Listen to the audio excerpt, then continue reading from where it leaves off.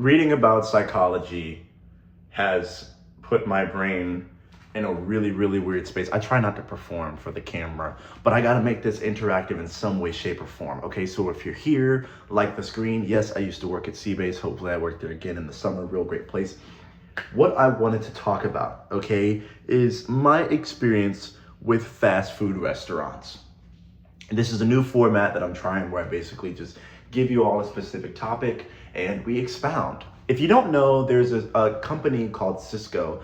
And in Florida, when I used to work at Seabase, there would be this gigantic truck that basically brings in different types of food. You could order food from an interface, and that interface would have thousands of different products in bulk that a company could purchase so they could feed people in large quantities. So for instance, say you needed a deep fried chicken breast patty. You could order a full pallet of deep fried chicken breast patties that would come in these large boxes. The thing is, Cisco caters to thousands of restaurants and distribution centers that serve food all over the United States of America. The big issue with that, as a consumer and someone that likes to go to high-end restaurants and had a mother that constantly gave my brothers and sisters and I the best experience of what it meant to go and sit down at an establishment and enjoy dinner. Recognizing that a good majority of our food does in fact come from the same place really kind of like monopolizes how someone can basically tell you that what's hitting your taste buds is the best of the best.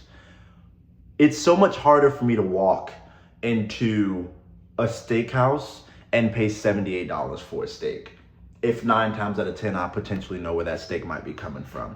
If they are, and even like a grass-fed steak, like a grass-fed steak is good. I love a grass-fed steak, but knowing that like at the end of the day, a steak is a steak and it's going to taste the same, and you could get a steak from just about anywhere, paying $55 to $60 to $70 for, or even $150 to $160 for like a porterhouse or like a tomahawk, you kind of get, and I've had a tomahawk, I've had a porterhouse before, you kind of get this feeling of knowing that it can't really taste better anywhere else you go. That is why a lot of really great restaurants that should be valued and should be placed at the top incorporate very particular items, very particular produce and seasonings that are locally sourced and really hard and really expensive for most people to get access to. And that really can elevate the dish. But to know to the core, the individual product that you are consuming has the highest potential of coming directly from the same place, and you may experience that all over, that really can ruin the dining experience at high-end restaurants. I live in Dallas, Texas currently, and out of all the high-end restaurants that I've been to, all of the food has like, it's a mundane experience, man. You know what I'm saying? Like, I walked into these establishments and had a tab for like maybe $130 or $140 or $150 or $160, depending on what I'm getting. And my grandfather has this rule. He's like, grandson, 20 or higher. Always leave a $20 tab $20 on a tab whenever you go to a restaurant or higher, regardless of what the gratuity is. No matter what, 20 or higher. Nobody should ever really, if you're going out to eat, you know what I'm saying? You know that should be the case. Nobody should ever really be receiving anything less than that. He was like, you're paying somebody's wages. Now back then, in a small little side cut note window, I'll try to edit. Back then, tipping and the culture behind tipping was an additional gratuity outside of the payment that an actual restaurant would pay based off of a collective of funds that they have allocated towards paying their workers. But now we're paying all different kinds of taxes. They would actually pay for that service, and tipping used to be extending the gratitude like through some kind of financial compensation to say, I liked the way that you served specifically that food, right? Now we don't do that. But he said like you should always lay food like lay a 20 on a tab. When I go to high-end restaurants, my hot dogs are cooking, I can smell them. When I go to high-end restaurants and I eat the food, that tip isn't just for the server. It's also for me to like ensure that the restaurant knows like what I would want the restaurant to know at least is that if I'm eating the food, like I'm letting you all know that this food, like this is the best cooked like food that I've had.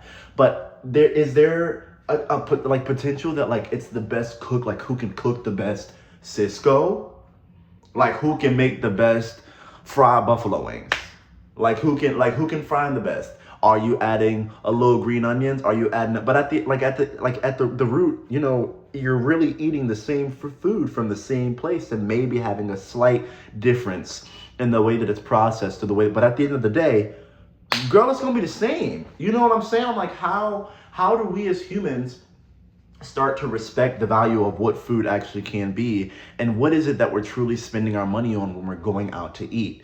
Consumerism is such a bad thing for the collective of people, and when you associate the idea of branding the process of eating as this really really fantastic thing, you place a lot of your daily things that you would need for consumption, like your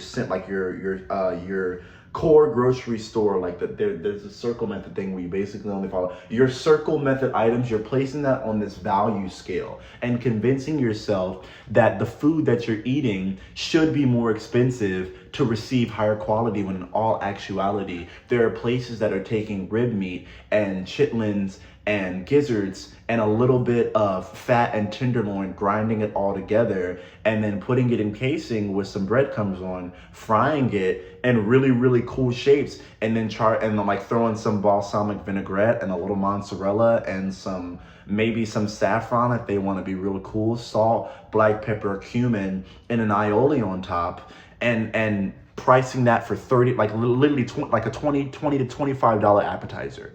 You know what I'm saying? And to know that food as a whole is changing and that we are paying a lot more for really, really simple things goes to show how the culture behind making really, really great quality food has kind of disappeared.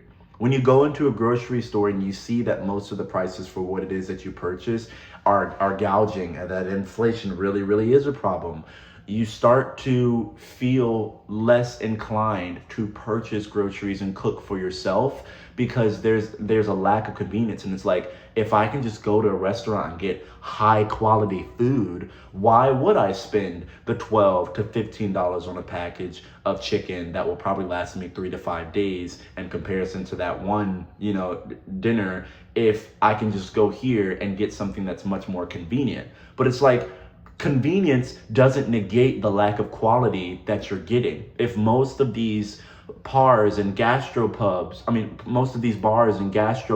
or low tier restaurants like your Denny's, or like if all of these places are kind of selling the same thing and high end is barely increasing the quality of product that they're receiving and only integrating like really, really great produce and really, really great seasonings and technicalities and methods into the way that they like produce food from a culinary perspective, there's not really a change. Like nothing's changing. We're eating the same food. It's not more, like you can't, like it's not this, it's not that great. It's not that great. Like the food is not that great. I can throw down in the kitchen, man. And I know that I can throw down in the kitchen. I've made really, really great food. And great food is just simple food that's paired really, really well. And understanding the taste, like understanding the quality of what it is that you're having, and knowing, literally knowing that this is good because it's just great whole foods and things that are put together with seasonings that work. To have better food is to understand where the history of those seasonings of that produce come from, and studying the culinary practices of those foods coming together and recognizing why they should be good pairings. That's why they pair steak with wine or fish with a Malbec or whatever the case may be, you know what I'm saying? But to know that the reality of our lives when it comes to how food enriches us is potentially comprised of who can cook the best Cisco, raises the question, are we as human beings trading are we trading oh my gosh, if I could get the question out. Are we as human beings basically trading the value of food for the convenience of not having to do the labor ourselves due to our lack of understanding of what food is? Should there be more classes online or more people who are at restaurants